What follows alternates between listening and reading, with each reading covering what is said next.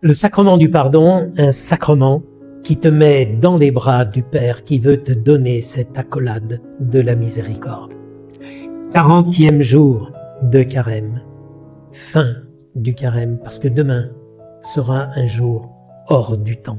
Aujourd'hui, c'est donc le vendredi saint, jour où nous faisons mémoire de la mort de Jésus qui nous donne sa vie sur la croix pour nous sauver, qui meurt en disant « Père, pardonne-leur, ils ne savent pas ce qu'ils font », qui meurt en ouvrant les portes du paradis à un bandit repenti.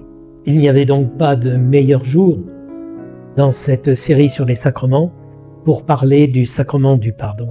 Jésus n'a pas souhaité mourir sur la croix.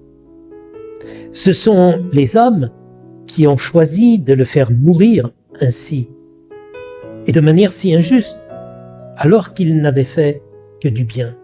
Il va être condamné injustement et exécuté injustement aussi. Mais lui, par son attitude, il va faire de ce scandale la plus haute preuve d'amour. Il le dira d'ailleurs, « Ma vie, nul ne la prend, c'est moi qui la donne. » Et ce don que Jésus nous fait nous ouvre à nous qui sommes aussi, comme le bandit, des pécheurs. Ce don que Jésus nous fait nous ouvre les portes du paradis. Mais attention, les portes du paradis se sont ouvertes pour le bandit qu'on appelle le larron. On dit le bon larron, mais il a été bon 10 secondes avant de mourir. Mais les portes du paradis se sont ouvertes pour lui parce qu'il s'est repenti sur la croix. Et évidemment, ce qui ouvre les portes du paradis, ce n'est pas le fait d'être un bandit, mais d'être un repenti.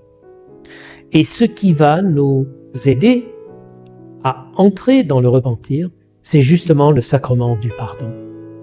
Je veux donc développer quelques éléments sur ce sacrement du pardon. Le sacrement du pardon, il ne va porter du fruit en nous que si nous venons avec le désir de nous repentir, de changer de vie. Et cela va donc exiger que nous nous préparions à vivre ce sacrement. C'est ce qu'on appelle l'examen de conscience. Réfléchir pour voir tout ce qui, dans notre vie, a été manque d'amour à l'égard de Dieu, à l'égard des autres, à l'égard de moi-même, et même manque de respect à l'égard de la nature. Le pape François a rajouté cette 4e dimension. Et donc je prends le temps d'examiner sérieusement ma vie. Alors il ne s'agit pas évidemment de tout dire, mais de repérer vraiment ce qui a été des manques d'amour clairs et qui n'ont pas été sans conséquence. Et ayant bien préparé, je vais voir un prêtre qui, dans le moment du sacrement, agit in persona Christi. C'est une formule théologique pour dire que c'est comme si c'était Jésus qui était là. Le prêtre, il est l'oreille de Dieu pour écouter tout ce qui m'a blessé, qui a blessé les autres, qui a blessé ma relation à Dieu, ma relation à la nature.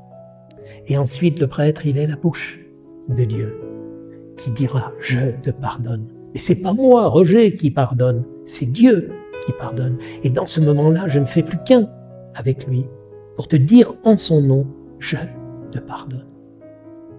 Et ce pardon que tu reçois, il va porter du fruit si vraiment tu décides de devenir meilleur. Donc, on commence par regretter ses fautes, et ça, c'est toute la préparation qui va nous y encourager. Et ensuite, on décide de devenir meilleur en réparant tout ce qu'on peut réparer des conséquences de nos péchés. Parce que certaines fois, les gens disent « Oh, c'est facile, on peut pécher comme on veut, on va se confesser et il n'y a plus de problème. » Non, mais si j'ai volé quelque chose dans un magasin, je vais me confesser. Normalement, le prêtre, il m'encourage à aller remettre en place ce que j'ai volé. Ou bien, si j'ai honte de le faire ou j'ai peur de me faire prendre, eh bien, je vais, par exemple, mettre la valeur de l'objet que j'ai volé dans un porte-monnaie Et puis, je vais aller au magasin, dire, tenez, j'ai trouvé ce porte-monnaie dans un rayon. Puis après, les gens, ils font bien ce qu'ils veulent, mais en tous les cas, moi, j'ai réparé. Et le sacrement du pardon, quand il est vécu dans de bonnes dispositions, il est vraiment extraordinaire. C'est comme un cœur à cœur avec Dieu. Dieu m'étreint contre son cœur pour une transfusion d'amour. L'amour de son cœur passe dans mon cœur. Et l'amour de son cœur, il est tellement fort qu'il lave mon cœur des souillures du péché. L'amour de son cœur, il est tellement bienfaisant qu'il vient restaurer, guérir tout ce que le péché a abîmé en moi.